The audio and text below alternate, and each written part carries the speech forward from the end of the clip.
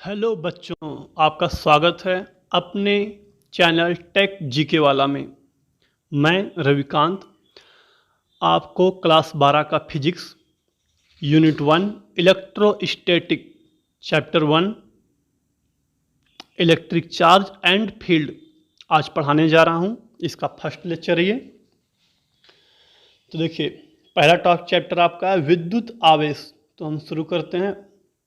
ये इसके बारे में आपने बहुत कुछ पहले भी क्लास 10 में पढ़ चुके होंगे, तो मैं इस पर बहुत ज़्यादा डिटेल में आपको चर्चा नहीं करूँगा, बस रिवीजन के लिए बहुत शॉर्ट में बता रहा हूँ। आप सामने एक तस्वीर देख रहे हैं, इनका नाम है थेल्स। उसके बगल में आप एक पीला वस्तु देख रहे हैं, इस वस्तु को हम लोग बोलते हैं अंबर।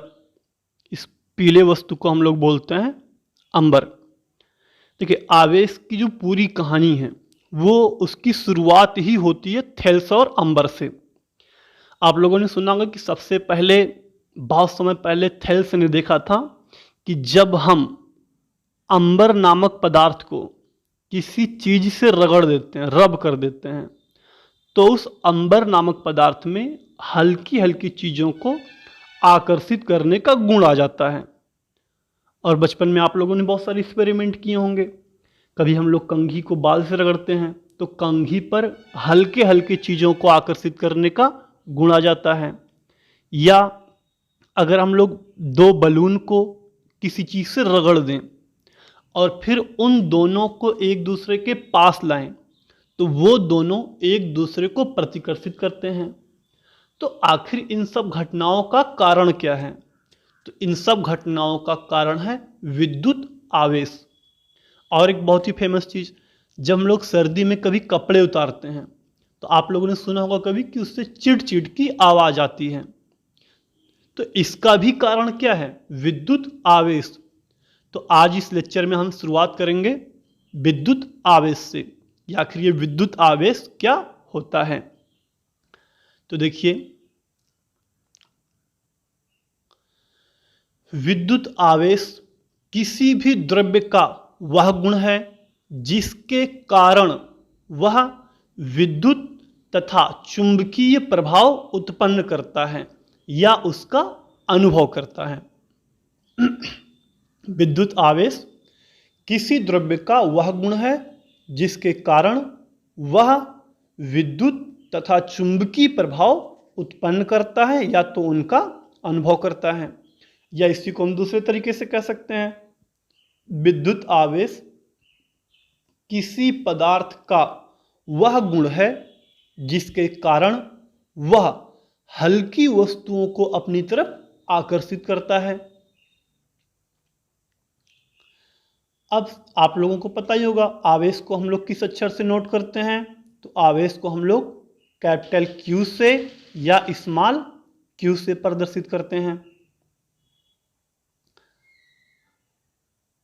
और आवेश का मात्रक क्या होता है? तो आवेश का मात्रक होता है कूलाम। और ये दो प्रकार का होता है, पॉजिटिव और नेगेटिव। प्रोटॉन पे पॉजिटिव चार्ज पाया जाता है और इलेक्ट्रॉन पे नेगेटिव चार्ज पाया जाता है। प्रोटॉन पे 1.6 × 10⁻⁻19 कूलाम का धन आवेश पाया जाता है, जबकि सेम इतने ही अमाउंट का आवेश इलेक्ट्रॉन पे नेगेटिव पाया जाता है और न्यूट्रॉन पे कोई भी आवेश नहीं होता है। और इन तीनों कणों का द्रव्यमान बगल में दिया गया स्क्रीन पे आप देख सकते हैं। इसको आप जरूर याद कर लीजिए। अगर आपको इस चैप्टर में न्यूमेरिकल लगाने अच्छे से, तो ये आपको वैल्यू अच्छे से याद होना चाहिए। इसके साथ एक पार्टिकल और होता है जिसको हम लोग बोलते हैं अल्फा कण। हीलियम का जो नाभिक होता है उसको हम लोग बोलते हैं अल्फा कण। इस पर कितना आवेश होता है और इसका द्रव्यमान कितना होता है ये भी आपको याद होना चाहिए।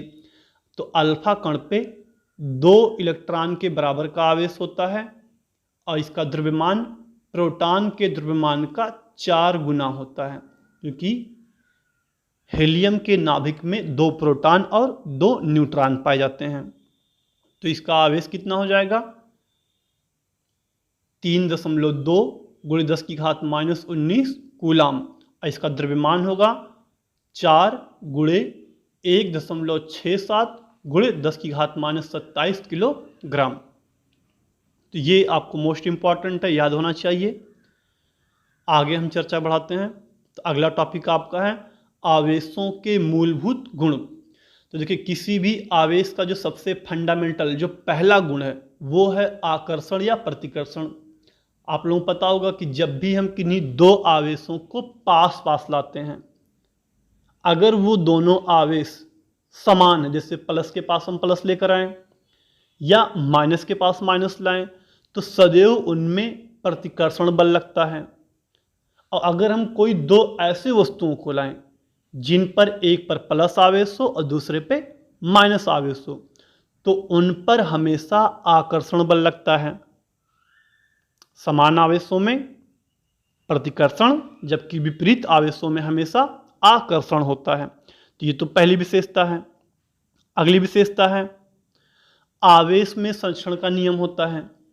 तो बच्चों, जिस तरह आप लोगों ने सुना है ऊर्जा संरक्षण का नियम, सेम ऐसे ही होता है आवेश संरक्षण का नियम। आवेश को हम लोग ना तो उत्पन्न कर सकते हैं और ना ही नष्ट। इसे बस केवल एक वस्तु से दूसरी वस्तु में स्थानांतरित कर सकते हैं, या इसको ऐसे भी कह सकते हैं हम लोग, किसी विलगित निकाय का कुल आवेश सदैव नियत रहता है। मतलब जितना शुरू में आवेश उतना लास्ट में भी रहेगा। अभी आवेश के बारे में हम लोग आगे भी और डिटेल में चर्चा करेंगे। और देखिए, अगला विशेषता आवेश का, आवेश पर कभी भी वेग का प्रभाव नहीं पड़ता है। इसका मतलब क्या है? अगर कोई वस्तु गतिमान हो तो उसके गति से कभी भी वस्तु का आवेश प्रभावित नहीं होगा। चाहे वस्तु तेजी से गति कर रहा हो चाहे धीमे से, वस्तु का आवेश हमेशा एक समान रहेगा, उस पर कोई प्रभाव नहीं पड़ेगा। अब आपको दो नोट करने वाली चीजें हैं। पहला, मूल आवेश क्या होता है, तो ये आपको याद करना पड़ेगा, बहुत ही इंपॉर्टेंट चीज है। देखिए, किसी वस्तु को हम कम से कम जितना आवेश दे सकते हैं उसे हम बोलते हैं मूल आवेश।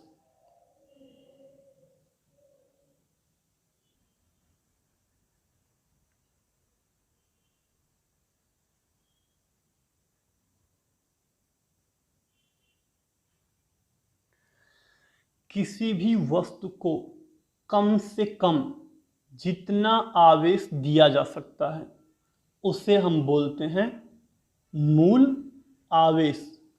और इसका मान होता है 1.6 गुणे 10 की घात -19 कूलाम। ऐसे हम ई से प्रदर्शित करते हैं। अब कुछ लोगों के दिमाग में सवाल उठेगा कि आखिर हम किसी वस्तु को कम से कम इतना ही आवेश क्यों दे सकते हैं? तो इसका जवाब हम आगे चर्चा करेंगे। इस पर हम लोग आगे चर्चा करेंगे। अभी अगला पॉइंट नोट करते हैं। अगला पॉइंट है आवेश का मान सतत ना होकर विविक्त होता है। इसका मतलब क्या है?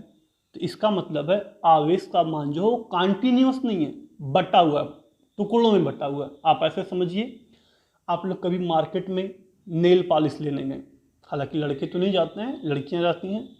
मान लीजिए आप नेल पॉलिश लेने गए, अब दुकानदार वाले से आप कहें कि भैया हमको आधा नेल पॉलिश दे दीजिए, तो क्या वो कभी आधा देगा? नेल पॉलिश जो बिकता है वो छोटे छोटे कई बॉटल में होता है, तो जब भी वो देगा एक बॉटल या दो बॉटल या तीन, मतलब पूरे अमाउंट में देगा। ऐसा नहीं सकता कभी आपको आधा बॉटल दे देकर नहीं हमको आधे की जरूरत, हमको आधा दे दीजिए, नहीं हमको 1.5 की जरूरत है, हमको 1.5 बॉटल ही चाहिए। ऐसा तो कभी होता नहीं है। सेम ऐसे जो आवेश होता वो भी बटा हुआ है, वो भी एक पूर्ण टुकड़ों में, कुछ टुकड़ों में बटा हुआ है। तो इसीलिए कहा था कि आवेश का जो मान वो सतत नहीं है, वो टुकड़ों में पाया जाता है। अब एक टुकड़े पे जो आवेश होगा हम लोग जब भी देंगे तो टुकड़ों को ही देंगे। एक टुकड़ा दो, तो दो पे जितना पाया जाएगा दुगना आवेश हो जाएगा, 3 पे 3 गुना हो जाएगा। तो इसको भी अभी डिटेल में आपको समझ में आएगा आगे। अभी बस जानिए कि आवेश का मान सतत ना होकर विविक्त होता है। अभी आगे समझ में आएगा ये भी। अगला टॉपिक आपका आवेश का क्वांटीकरण क्या होता है। देखिए इसमें आपको बताया गया है किसी आवेशित वस्तु या कण पर आवेश का जो मान होता है वो मूल आवेश E का पूर्ण गुणज होता है और इसे आवेश का हम क्वांटम सिद्धांत कहते हैं। और जो मूल आवेश होता है उसको हम लोग बोलते हैं आवेश का क्वांटम। अब इसमें कहने का क्या मतलब है, किसी भी वस्तु पर जो आवेश होता है, अब एक इलेक्ट्रॉन की अगर हम बात करें एक प्रोटॉन की, तो एक प्रोटॉन या इलेक्ट्रॉन पर आवेश कितना होता है, वो होता है 1.6 गुणे 10⁻⁻⁹, जिसको हम लोग दिखाते हैं ई से। तो किसी भी वस्तु पर जो आवेश होता है वो इस मूल आवेश ई का पूर्ण गुणज होता है। कभी ऐसा नहीं हो सकता किसी वस्तु पे जो आवेश हो वो E/2 पाया जाए या E/3 पाया जाए। जब भी होगा वो ई का पूर्ण गुणज होगा, मूल आवेश का पूर्ण गुणज होगा। ये कहता है आपका आवेश का क्वांटीकरण का सिद्धांत।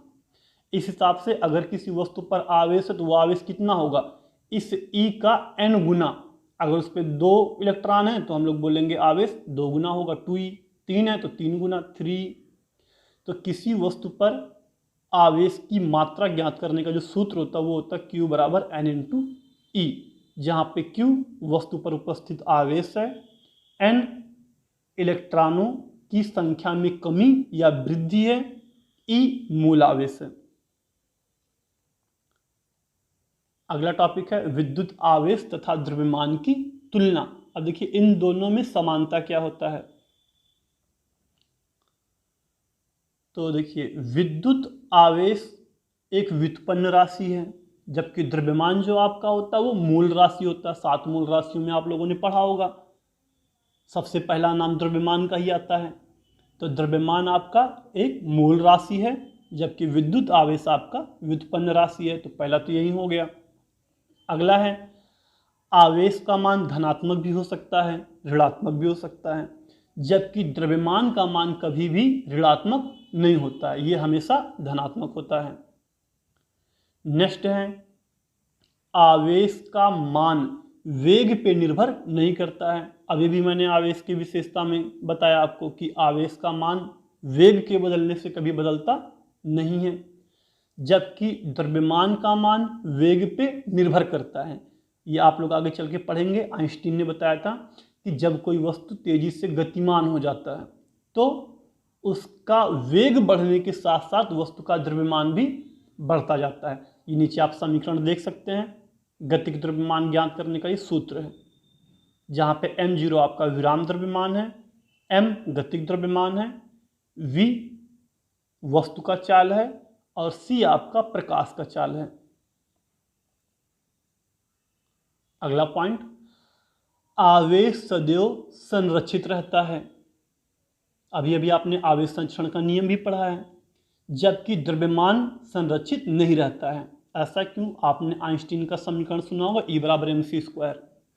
इसमें आइंस्टीन ने बताया था कि हम द्रव्यमान को ऊर्जा में और ऊर्जा को द्रव्य में बदल सकते हैं। तो इस प्रकार हम लोग कह सकते हैं कि द्रव्यमान संरक्षित नहीं होता। द्रव्यमान को हम लोगों ने ऊर्जा में बदल दिया तो खत्म, या ऊर्जा से फिर से द्रव्यमान बना दिया तो नया आ गया। तो इसलिए हम लोग ये नहीं कह सकते हैं कि द्रव्यमान संरक्षित होता है, जबकि आवेश संरक्षित होता है। अगला आपका है आवेश की क्वांटम प्रकृति होती है, जिसका मान होता है 1.6 × 10⁻19 कूलम, जबकि द्रव्यमान का क्वांटम प्रकृति तो होता है लेकिन इसके क्वांटम का मान अभी तक ज्ञात नहीं है। अगला पॉइंट है द्रव्यमान के बिना आवेश का अस्तित्व संभव नहीं है, जबकि नेट आवेश के बिना भी द्रव्यमान का अस्तित्व संभव है। अब इसका मतलब क्या है? तो बच्चों इसका मतलब है अगर किसी वस्तु पर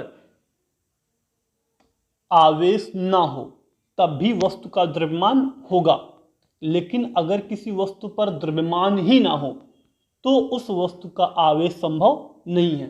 द्रव्यमान नहीं तो आवेश नहीं, लेकिन अगर आवेश ना हो तब भी द्रव्यमान हो सकता होगा। तो ये इसका कहने का मतलब है। जैसे न्यूट्रॉन ही ले लीजिए। अब न्यूट्रॉन का क्या होता है? न्यूट्रॉन का द्रव्यमान प्रोटॉन के द्रव्यमान के बराबर होते हैं, यानी कि 1.6 गुणे 10⁻19 कूलाम, ये न्यूट्रॉन का द्रव्यमान है। जबकि अगर आवेश की बात करें तो न्यूट्रॉन पे आवेश कितना होता है, 0। ऐसे कोई भी आप ले सकते हैं जिनका द्रव्यमान तो जरूर होगा लेकिन उस पर आवेश 0 होगा, ऐसा आपको मिल भी सकता है सुनने को, सोचेंगे अगर आप तमाम हैं ऐसे कण। लेकिन आप अपने मन में कोई ऐसा कण सोचिए जिस पर आवेश हो, द्रव्यमान हो ही ना, तो आपको ये ऐसा कोई कण मिलेगा ही नहीं सोचने पर जिस पर द्रव्यमान ना हो और सिर्फ केवल आवेश पाया जाता हो। तो ये आपका पॉइंट कहता है।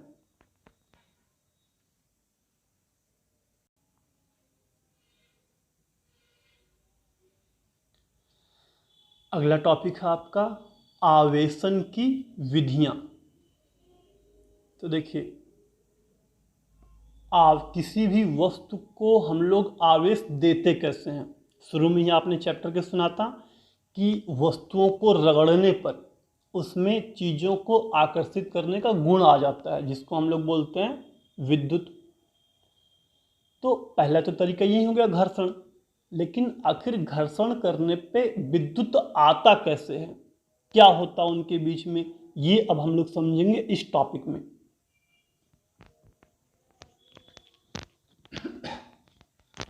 देखिए, चित्र में आप देख रहे हैं,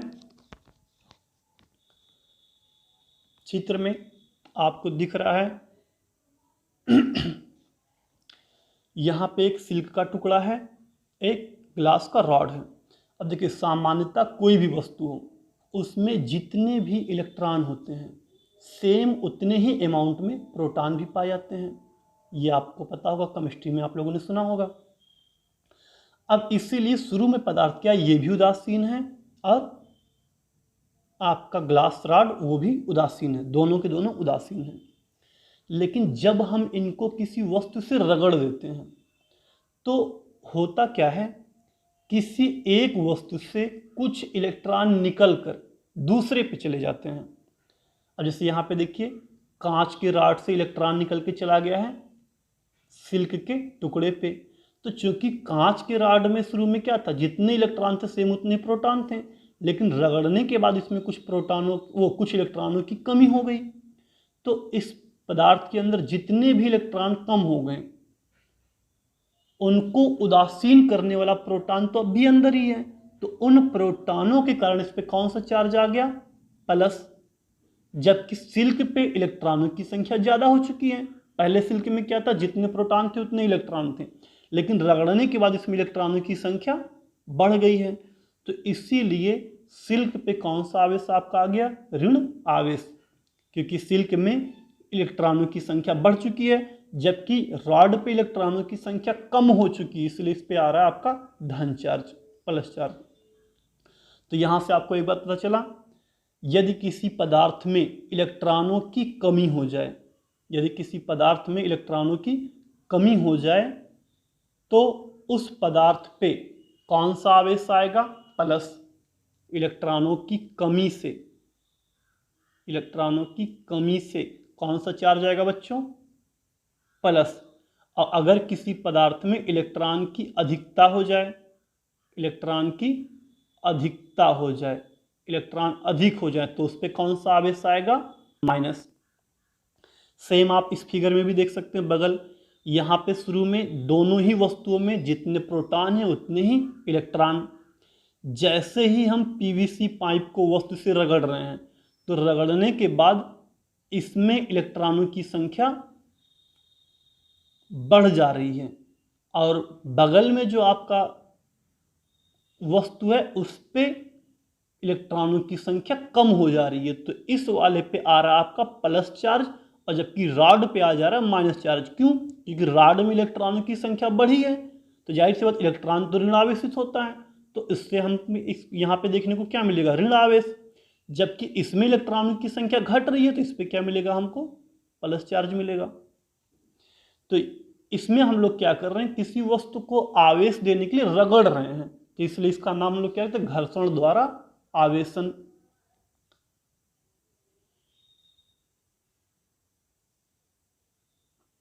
अगला आपका है चालन द्वारा आवेशन।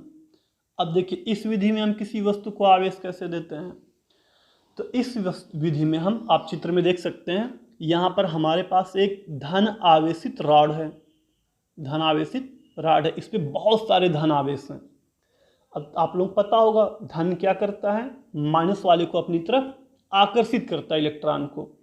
तो जैसे ही इस रॉड को हम बगल में, ये जो उदासीन धातु का गोला रखा गया है, ये कैसा है, न्यूट्रल मेटल है, इस पे जितने इलेक्ट्रॉन है सेम उतने प्रोटॉन, इसलिए ये क्या आपका शुरू में उदासीन है, शुरू में कैसा है, ये उदासीन है। अब जैसे ही हम इस मेटल के पास ये आवेशित रॉड लाएंगे तो होगा क्या, क्योंकि रॉड पे ढेर सारा प्लस आवेश है तो माइनस को वो खींचेगा अपनी तरफ, और जैसे ही हम इस रॉड को टच कराएंगे तो तुरंत माइनस आवेश आ जाएगा इस रॉड के अंदर, क्योंकि यहाँ पे ढेर सारे प्लस हैं, वो सभी इलेक्ट्रॉन को क्या करेंगे, अपनी तरफ आकर्षित। अब हमने क्या किया, इस रॉड को टच करा दिया, और टच कराते ही इलेक्ट्रॉन निकल के चले जाएंगे इस रॉड के अंदर। अब हम इस रॉड को कर देंगे यहाँ से दूर, तो जैसे ही दूर कर देंगे तो ये जो धातु का गोला ये आपका हो जाएगा धनावेशित। क्यों धनावेशित, क्योंकि इसमें हो चुका है इलेक्ट्रॉनों की कमी, और आपको हमने भी बताया अगर किसी वस्तु में इलेक्ट्रॉनों की कमी हो जाए तो उस पर कौन सा आवेश आता है, प्लस चार्ज। तो इस विधि में हमने क्या किया, आवेशित वस्तु को धातु के चालक से टच करा दिया। अब इलेक्ट्रॉन यहाँ पे क्या हो रहा है, चल के एक वस्तु से दूसरी वस्तु में जा रहा है, इसलिए हम इसको बोलते हैं चालन द्वारा आवेशन। इसमें हम लोग वस्तु को टच करा दे रहे हैं, आवेशित वस्तु को। देखिए सेम दूसरा फिगर बगल में, अब इस फिगर में आप देख सकते हैं कि यहाँ पर एक नेगेटिव चार्ज रॉड है जिस पर बहुत सारा नेगेटिव चार्ज है, अब बगल में जो है वस्तु वो उदासीन है। जैसे ही इस रॉड से हम लोग इसको टच करा रहे हैं तो हो क्या रहा है, इस पर ढेर सारा माइनस आवेश आ जा रहा है। तो इसमें भी हम लोग वस्तु को टच करा रहे हैं, तो इसमें भी कौन सा विधि से आवेश आ रहा है, चालन विधि से। चालन विधि में हमेशा वस्तु को टच करना पड़ता है। अगला टॉपिक, अगला देखिए मेथड है प्रेरण द्वारा आवेशन। इसमें हम लोग क्या करते हैं, किसी भी वस्तु को आवेश देने के लिए हम लोग ना तो किसी वस्तु को रगड़ेंगे, ना किसी आवेशित वस्तु का संपर्क कराएंगे इससे, बल्कि देखिए यहाँ पर हम लोग क्या कर रहे हैं, आप देख सकते हैं चित्र 1 में, यहाँ पे दो ऑब्जेक्ट ए और बी रखे गए हैं, दोनों ही शुरू में उदासीन हैं, दोनों पर ही शुरू में कोई आवेश नहीं। क्यों, क्योंकि जितने इसके अंदर प्रोटॉन है सेम उतने ही इलेक्ट्रॉन, नंबर ऑफ इलेक्ट्रॉन और प्रोटॉन क्या होंगे इसमें, इक्वल। अगला आप फिगर 2 में देखिए, हमने क्या किया, इसके पास एक ऋण आवेशित वस्तु या बलून लेकर आ गए। अब सबको पता है कि इलेक्ट्रॉन क्या करेगा, प्रोटॉन को अपनी तरफ आकर्षित करेगा, और ऋण ऋण में प्रतिकर्षण होता है, तो इसलिए इस वस्तु के एक साइड में, बी वाले साइड में प्रतिकर्षण के कारण आ जाएगा सबका सब इलेक्ट्रॉन, और प्रोटॉन जो है वो आ जा रहा है इसके करीब, क्योंकि धन और ऋण में आकर्षण होता है, तो प्रोटॉन इसके करीब आ जा रहा है, और जबकि इलेक्ट्रॉन सब दूर हट जा रहा है। अगले स्टेप में हमने फिगर नंबर 3 में देखिए हम लोगों ने क्या किया, अगले स्टेप में हम लोग इन दोनों वस्तुओं को दूर दूर कर दे रहे हैं। यहाँ देखो हमने ऋणावेशित वस्तु को टच नहीं कराया इससे, बस इसके करीब रख दिया हमने, ताकि एक तरफ ऋणावेश चला जाए और एक तरफ आ जाए आपका धन आवेश। बस इतना ही हमने किया, इसको टच नहीं कराया है। अब हम लोग क्या कर रहे हैं, इन दोनों वस्तुओं को दूर दूर कर दे रहे हैं। अब जैसे ही दूर करेंगे तो इस वाले पे आ जाएगा प्लस चार्ज, इस वाले पे आ जाएगा माइनस चार्ज। तो इस तरीके को हम लोग बोलते हैं प्रेरण द्वारा आवेशन। इसमें हम किसी वस्तु को टच भी नहीं कराते हैं और घर्षण भी नहीं करते हैं। इसी का एक एग्जाम्पल और देख लीजिए आप,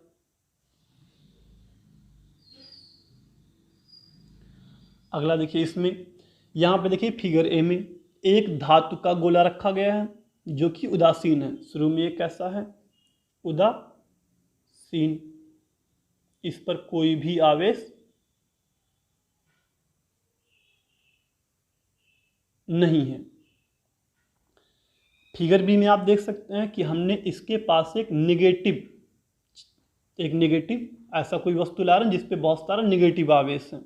अब चूंकि हमको पता है नेगेटिव और पॉजिटिव में आकर्षण होगा, तो जैसे ही हम इसके करीब ले जाएंगे, देखो टच नहीं करा रहे हैं, सिर्फ करीब लेके जा रहे हैं, और जैसे ही करीब लेकर जाएंगे तो ये क्या करेगा, प्लस वाले को खींचेगा अपनी तरफ। तो आकर्षण के कारण सभी प्रोटॉन आ जा रहे इस साइड में और इलेक्ट्रॉन चले जा रहे हैं उसके विपरीत दिशा में।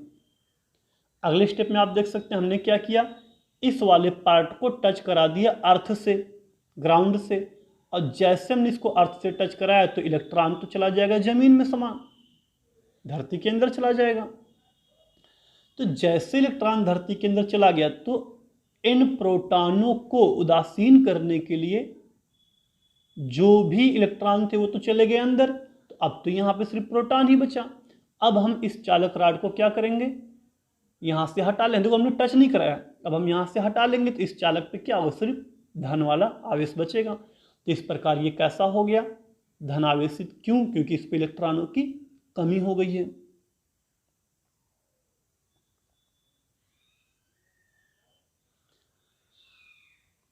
अगला टॉपिक आपका मोस्ट इंपॉर्टेंट टॉपिक है कूलाम का नियम।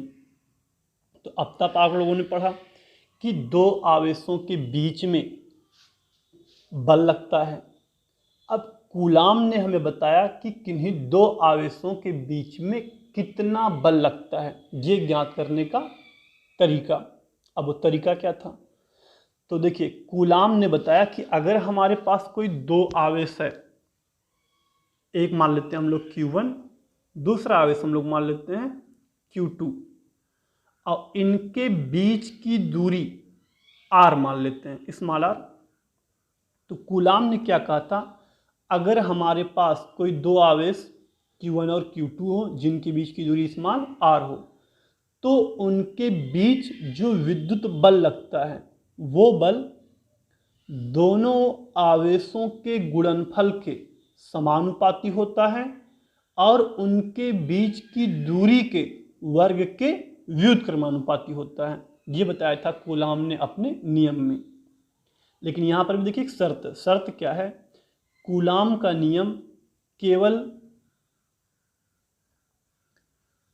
स्थिर, कूलाम का नियम केवल स्थिर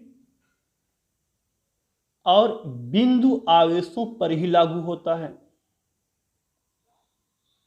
इसका मतलब क्या है, इतना तो आपको पता चल गया कि हम लोग कूलाम के नियम से किन्हीं दो आवेशों के बीच में जो बल लगता है उसका मान पता कर सकते हैं। लेकिन इसके लिए शर्त क्या है, कूलाम ने इसके लिए दो शर्त रख दी। शर्त क्या है कि दोनों ही आवेश स्थिर होने चाहिए, कोई भी आवेश गतिमान नहीं होना चाहिए। पहला शर्त उन्होंने ये रख दिया। दूसरा उन्होंने कहा कि आवेश जो होना चाहिए वो बिंदुवत होना चाहिए, बहुत ही छोटा होना चाहिए।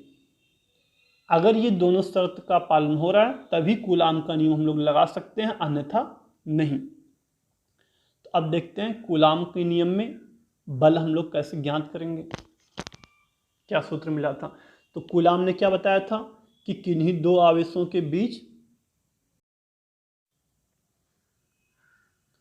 तो कूलाम ने क्या कहा था, किन्हीं दो स्थिर बिंदु आवेशों के बीच कार्य करने वाला विद्युत बल दोनों आवेशों के परिमाणों के गुणनफल के, ध्यान देना आवेशों का परिमाण लेना, केवल चिन्ह नहीं। उन्होंने कहा था दो स्थिर बिंदु आवेशों के बीच कार्यरत विद्युत बल दोनों आवेशों के परिमाणों के गुणनफल के अनुक्रमानुपाती तथा उनके बीच की दूरी के वर्ग के व्युत्क्रमानुपाती होता है। यहाँ आप देख सकते हैं, इसको हमने गणितीय रूप में लिखा है कि जो बल F है वो प्रोपोर्शनल होगा Q1 Q2 अपान R स्क्वायर।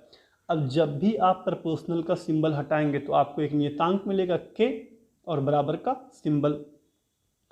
तो अब यहाँ पे जो नियतांक K है, K को हम लोग बोलते हैं कूलाम कांस्टेंट। इसका मान होता है, वायु के लिए इसका मान होता है 1/4πε0। अब K के बारे में अभी हम लोग आगे चर्चा करेंगे। कि ये क्या है, इसका मान कैसे क्या निकालते हैं। और देखिए एक चीज़, आप लोगों को पता है कि बल कौन सी राशि है, सदिश। तो दोनों आवेशों के बीच जो बल लगता है वो भी सदिश होगा, सदिश है तो दिशा भी होगा। देखिए अगला पॉइंट लिखा गया है कि इन बलों की जो दिशा होती है वो दोनों आवेशों को मिलाने वाली रेखा के अनुदिश होता है। यहाँ आप चित्र में देख सकते हैं, एक आवेश Q1 है, दूसरा Q2 है। तो इनके बीच में जो बल लगेगा वो इनको मिलाने वाली ये जो रेखा है इसी रेखा के दिशा में ही लगेगा। और एक चीज, इस प्रकार के बल को हम लोग बोलते हैं केंद्रीय बल। ये भी बहुत इंपॉर्टेंट चीज है, याद रखना इसको। यदि किन्हीं दो वस्तुओं के बीच लगने वाला बल उनको मिलाने वाली रेखा के अनुदिश हो, मिलाने वाली रेखा की दिशा में हो, तो ऐसे बल को हम लोग बोलते हैं केंद्रीय बल।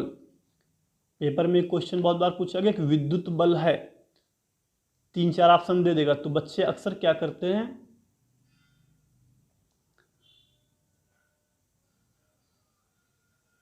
केंद्रीय बल वाले ऑप्शन पे टिक ही नहीं लगाते हैं, लगा देते हैं विद्युत बल वाले पे या कूलाम या जो भी ऑप्शन दिया और लगा देते हैं, लेकिन केंद्रीय बल पे ध्यान ही नहीं देते हैं। अब किसी ऑप्शन में देगा कि किन्हीं दो आवेशों के बीच लगने वाला बल, ऑप्शन दे देगा विद्युत बल है, दूसरा देगा केंद्रीय बल है, तीसरा देगा दोनों में दोनों है, चौथा देगा कोई नहीं। तो आपको दोनों पे टिक लगाना है, विद्युत बल भी है केंद्रीय बल भी है। तो आगे चर्चा करते हैं यहाँ पे। अब ये जो नियतांक के आया है ये नियतांक के क्या है, और यहाँ पे आपको छोटा सा एक नया नियतांक दिख रहा होगा 4 पाई के बगल में, ये क्या चीज़ है। तो देखिए यहाँ पे जो नियतांक आया था इसको हम लोग बोलते हैं एप्सिलॉन। ये 3 टाइप का होता है।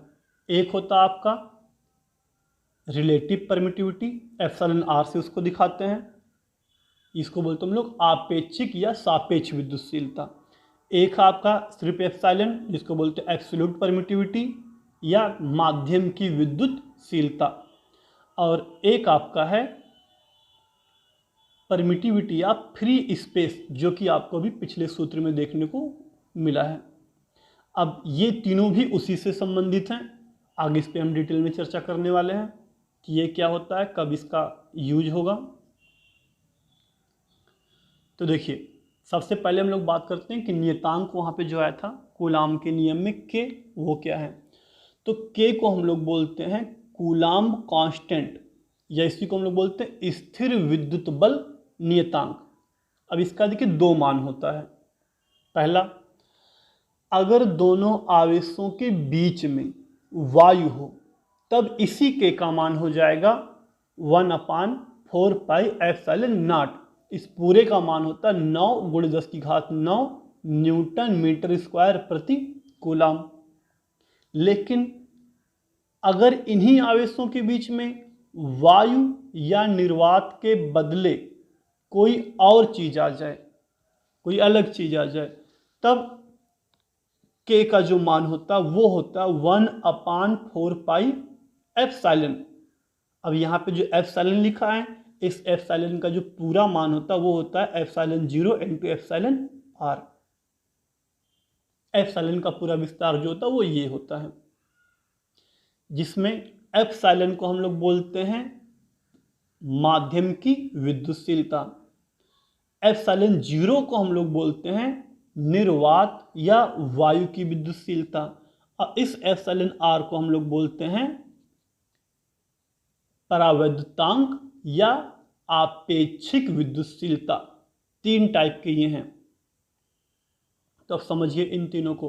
अब माध्यम की विद्युतशीलता क्या होती है, जब भी हम किन्हीं 2 आवेशों के बीच में कोई वस्तु रख देते हैं तो वस्तु क्या करता है, इन दोनों के बीच में जो बल लगता है उस बल के मान को कम कर देता है, उसका विरोध करता है। क्योंकि होगा क्या, आप लोगों ने बचपन में देखा होगा, अगर हमारे पास कोई 2 चुंबक है, दोनों चुंबक एक दूसरे पे बल लगाते हैं, अगर हम उनके बीच में कोई आवेश कोई वस्तु रख दें कोई भी चीज, तो होता क्या है, उस चुंबक का जो बल पहले लग रहा था अब उसका मान घट जाता है। रीजन क्या है? क्योंकि चुंबक का जो बल है वो कहीं ना कहीं उस वस्तु के अंदर से होकर दूसरे वस्तु तक पहुंचता था। तो वस्तु क्या करता है, उसको कुछ न कुछ विरोध करता, रोक देता उसके मान को। सेम ऐसे ही जब कोई दो आवेश के बीच में, अगर कहीं पे आपका कोई दो आवेश रखा हो Q1 Q2 कुछ भी, इसके बीच में अगर कोई चीज आ जाए, कोई भी चीज आ जाए, तो ये चीज क्या करेगा, इस आवेश के प्रभाव को इस पार जाने से कुछ न कुछ रोकेगा, विरोध करेगा उसका। तो उसी विरोध को हम लोग माध्यम की विद्युतशीलता कहते हैं। अब किताबी परिभाषा क्या लिखेंगे आप लोग? तो देखिए, किताबी परिभाषा समझने के लिए, किसी माध्यम की विद्युतशीलता पदार्थ का वह गुण है जो उस पदार्थ में विद्युत क्षेत्र उत्पन्न किए जाने पर उस पदार्थ द्वारा प्रदर्शित विरोध की माप को बताता है, कि वो जो वस्तु है वो विद्युत क्षेत्र का कितना विरोध कर रहा है। अब माध्यम तो अलग अलग कोई भी हो सकता है, स्पेशली अगर वो माध्यम वायु हो या निर्वात हो, तो वो जो विरोध करता है उसका मान है 8.85 × 10⁻12, और इसको हम लोग बोलते हैं निर्वात या वायु की विद्युतशीलता, और इसे दिखाते हैं ε0 से। स्पेशली वायु या निर्वात की विद्युतशीलता को हम लोग स्पेशल एक अक्षर से नोट करते हैं, जिसको बोलते हैं ε0। अब देखिए, माध्यम की विद्युतशीलता और निर्वात की विद्युतशीलता, इन दोनों का ही मात्रक और विमीय सूत्र सेम होता है। देखिए, ये बहुत ही इंपॉर्टेंट चीज है, मात्रक और विमीय सूत्र, ये दोनों आपको याद करना पड़ेगा, मोस्ट इंपॉर्टेंट चीज ये। तो देखिए, इसका जो मात्रक होता है वो होता है कूलाम स्क्वायर प्रति न्यूटन मीटर स्क्वायर, और विमीय सूत्र होता है m⁻⁻1 L⁻³ T⁻⁴ a square. ये दोनों एप्सिलॉन और ε0 दोनों का ही सेम, मात्रक भी सेम, विमीय सूत्र भी सेम, और ये पेपर में बहुत ज़्यादा पूछा था, बोर्ड के पेपर में, तो ये मोस्ट इंपॉर्टेंट है आपके लिए, मात्रक भी और विमीय सूत्र भी।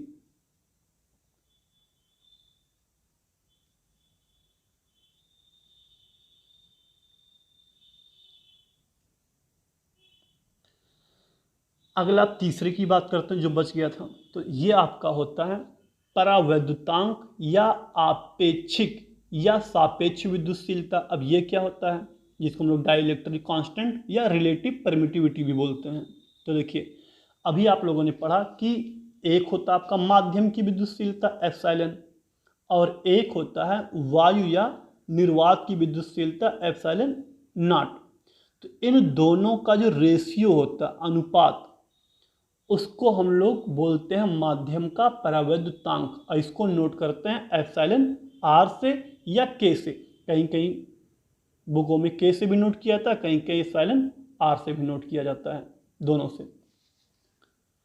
तो देखिए, रियल में ये होता क्या है, अगर किसी दो आवेश के बीच में कोई माध्यम आ जाए, तो जाहिर सी बात है वो उन दोनों आवेशों के विद्युत क्षेत्र का विरोध करेगा। वो माध्यम वायु की तुलना में कितना ज्यादा विरोध कर रहा है, उसको हम लोग दिखाते हैं k से, εr से। εr ये बताता है कि वो जो पदार्थ है वो वायु की तुलना में कितना गुना ज्यादा विरोध कर रहा है उस विद्युत क्षेत्र का। अब निर्वात के लिए देखिए, k का मान कितना होता है, 1 होता है। निर्वात या वायु के लिए k का मान 1 होता है। धातुओं के लिए k का मान इनफाइनाइट होता है। किसी अन्य माध्यम के लिए k का मान 1 से अनंत के बीच होता है। अब यहाँ पे एक नोट करने वाली चीज है, k या एप्सिलॉन का r का मान किसी भी वस्तु के लिए नेगेटिव या 1 से छोटा कभी नहीं हो सकता है। नेगेटिव या 1 से छोटा कभी भी नहीं हो सकता है। जब भी होगा k का मान, वो हमेशा 1 से बड़ा ही होगा। किसी भी धातु या किसी भी वस्तु के लिए 1 से बड़ा होगा।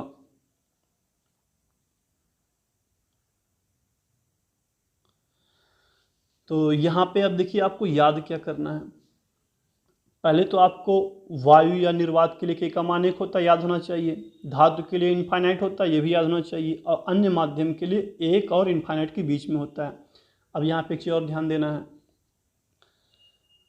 अगर जैसे हम ये आपसे कह दें कि मान लीजिए हमारे पास कोई माध्यम है जिसका परावैद्युतांक आपका है 80, इन दो आवेशों के बीच में कोई ऐसा चीज़ है जिसका परावैद्युतांक है 80, तो इसका मतलब है कि वो माध्यम जो भी है वो वायु की तुलना में विद्युत क्षेत्र का 80 गुना ज़्यादा विरोध कर रहा है। ये बता देगा आपका कौन? एप्सिलॉन आर बताता है। अब इसके आगे का लेक्चर कल अटेंड करेंगे। आज का क्लास यहीं पे समाप्त होता है। यदि आप हमारे चैनल पे ऐसा ही और वीडियो चाहते हैं तो नीचे कमेंट करें और इसका पार्ट 2 लिखें।